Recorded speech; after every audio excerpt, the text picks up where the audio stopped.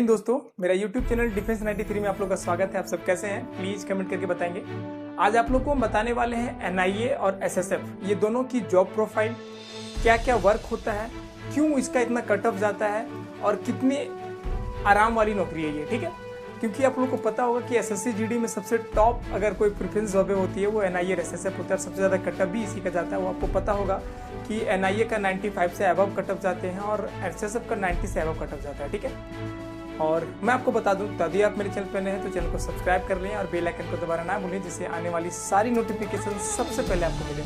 बच्चे आप लोगों को पता होगा कि अनअकैडमी में बैक टू बैक क्लासेस चल रही है, प्लीज़ आके फॉलो कर लीजिए। लिंक डिस्क्रिप्शन में दिया गया है।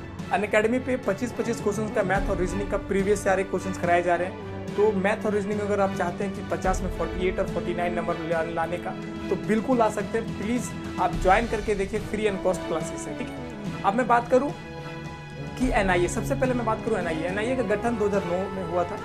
और ये क्यों हुआ था आपको पता है, 26/11 के जब हमले हुए थे इसके बाद ये गठन किया गया था। और सबसे बेसिकली NIA का जो वर्क होता है, NIA का फुल फॉर्म क्या होता है आप लोगों को पता होगा कि नेशनल इंटेलिजेंस एजेंसी होता है। खुफिया विभाग की जानकारी देना। खुफिया विभाग की जानकारी देने का मतलब आतंकवादी को कौन सपोर्ट कर रहा है, आतंकवादी कहाँ से कहाँ जा रही है, आतंकवादी कहाँ पे ये अपना टेररिस्ट रूट अटैक करने वाला है, सारा डिटेल्स ये NIA के पास होता है। और मैं बात करूं कि किसी का DNA जांच या किसी आतंकवादी का पूछताछ करना या किसी भी डिप्लोरेटिव टाइप का जो वर्क होता है सेंट्रल लेवल का, वो NIA के काम होता है। ठीक है, NIA बेसिकली 7 जगहों पे इसका हेडक्वार्टर है। ज़्यादातर आप हेडक्वार्टर में ही रहते हैं। और बेसिकली बेंगलुरु हो गया, बड़े बड़े टॉप सिटीज़ जो हो गए, जैसे दिल्ली हो गए, बेंगलोर हो गए, मुंबई हो गई, ये बड़े बड़े सिटीज़ में ही आपको रहने को मौका मिलता है। और मैं बात करूं कि इसकी जॉब प्रोफाइल बहुत ही इजी है।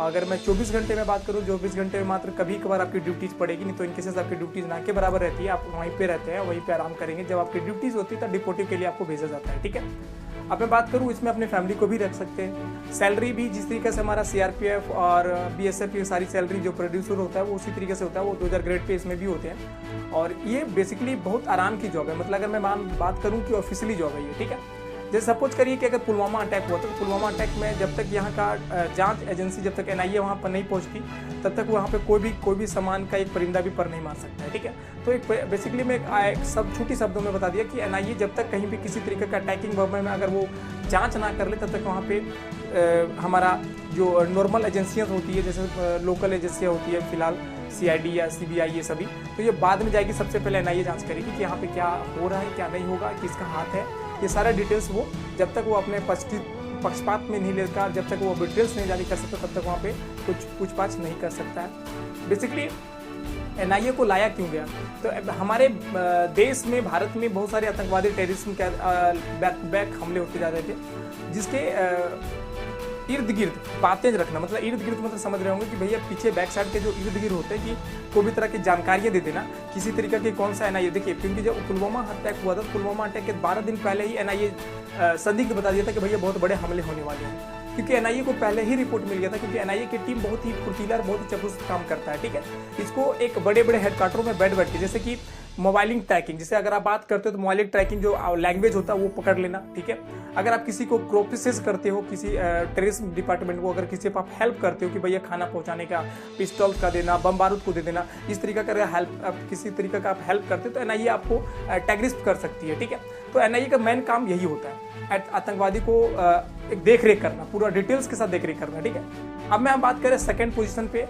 तो SSF बेसिकली बहुत सारे वीडियोस में देख रहा था कि SSF भैया वहाँ पे बॉर्डर का सिक्योरिटी जांच करती है या बांग्लादेश की सिक्योरिटी जांच करती है। SSF स्पेशल सिक्योरिटी फोर्स होता है, नहीं। बेसिकली ये सारी गलती है। SSF का फुल होता है भैया सचिवालय सेक्रेटरी फोर्स, मतलब सेक्रेटरिएट, सेंट्रल जो हमारा सेक्रेटरिएट होता है भैया, किसी भी राज्य में, बड़े बड़े राज्यों में सेक्रेटरी जो होता है सेक्रेटरी, उसके सिक्योरिटी फोर्स करता है। जितने भी सचिवालय होते हैं बड़े बड़े, जैसे दिल्ली हो गए, मुंबई होंगे, बड़े बड़े जो सेक्रेटरीट होते हैं उसी का देख रेख करते हैं। खास करके अगर मैं SSF के बारे में बात करूं तो SSF की जो ट्रेनिंग पीरियड होती है वो 6 मंथ की होती है और वो दिल्ली पुलिस ही कराती है। ध्यान रखेंगे, सेक्रेटरीट ज़्यादातर दिल्ली पुलिस में ही, दिल्ली में ही रखा जाता है सेक्रेटरीट SSF वाले को। और इसकी बेसिकली जो वर्दी होती है, ड्रेस होती है, वो आपको दिख रहा होगा, ये राजस्थान पुलिस, दिल्ली पुलिस के सेम एजिटीज दिखने वाले जैसी होती है। इसकी भी ट्रेनिंग जो होती है वो दिल्ली पुलिस ही कराती है। ठीक है, मैं आपको बता दूं, एसएसएफ की जो पेमेंट होता है वो ये सेम होता है हमारा और भी पैरामिलिट्रीज के जो होते हैं, चाहे बीएसएफ हो सीआरपीएफ हो।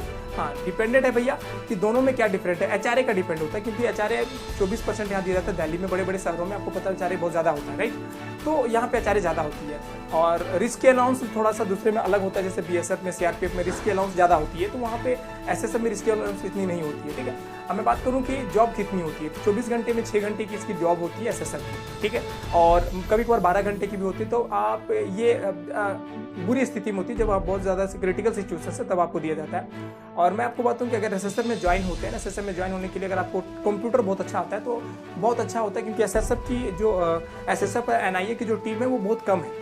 तो इसमें क्या होता है कि उसी अपने अपने बंदों को, जो टॉप बंदे जो कंप्यूटराइज नॉलेज होते हैं या एसएसएफ में जो बंदे ज़्यादा नॉलेजेबल चीज़ें होते हैं वो उन्हें अपना ऑफिस में रिपोर्ट कर देता है। तो अगर आपके पास कंप्यूटर नॉलेज है और आप एसएसएफ में ज्वाइन कर गए तो आपको बहुत अच्छा ऑफिशियली जॉब मिल जाएगी।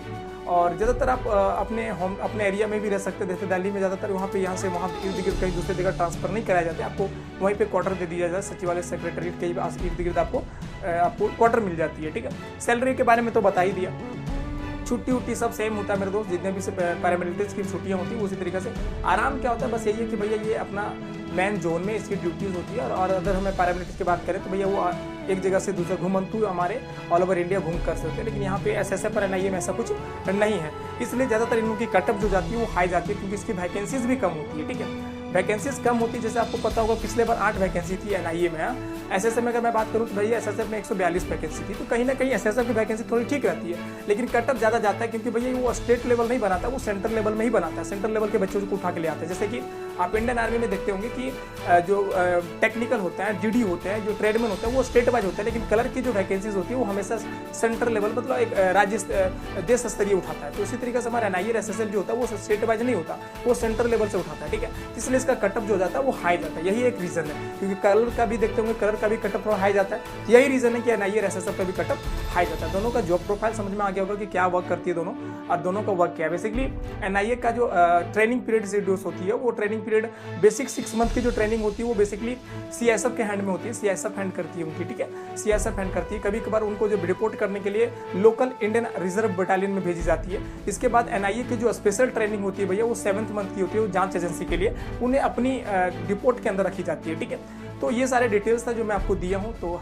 आई होप वीडियो अच्छा लगा होगा, तो लाइक करना, शेयर करना, और ज़्यादा से ज़्यादा बच्चे वीडियोज़ को लाइक जरूर करें, क्योंकि मैं अच्छा अपना मेहनत से आप लोगों को वीडियोज़ देता हूँ और आप लोग वीडियोज़ को क्लिक नहीं करते, इसलिए मुझे अच्छा नहीं लगता। प्लीज़ करें। और अगर नेक्स्ट वीडियो किस पे चाहिए प्लीज़ मुझे बता देना, फिर मैं आपको वीडियोज़ ला के दूंगा, ठीक है। नेक्स्ट वीडियो में आपका असम राइफल और एसएसबी देखने को मिलेगा। मिलते हैं नेक्स्ट वीडियो में, तब तक के लिए जय हिंद, जय भारत।